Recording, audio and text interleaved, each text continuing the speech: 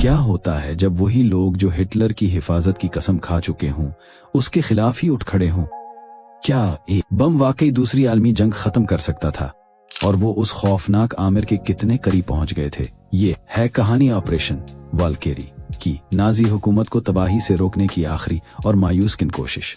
जुलाई 20वां 1944 मशरकी Prussia में वाक़े Hitler के खुफिया हेडक्वार्टर वोल्फ्स लियर के अंदर एक जर्मन अफसर क्लाउस फॉन स्टाफनबर्ग एक चमड़े का ब्रीफ केस लेकर मीटिंग में दाखिल हुआ। ब्रीफ केस के अंदर एक बम था। महीनों से स्टाफनबर्ग और उसके साथी अफसर देख रहे थे कि हिटलर अपने मुल्क को तबाही के दहाने पर ले जा रहा है।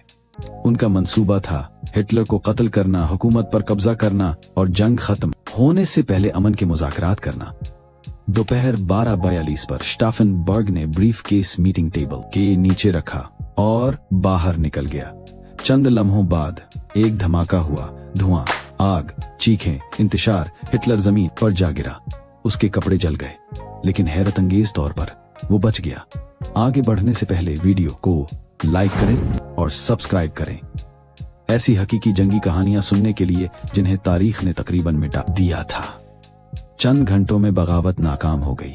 स्टाफनबर्ग को गिरफ्तार किया गया और उसी रात गोली मार दी गई।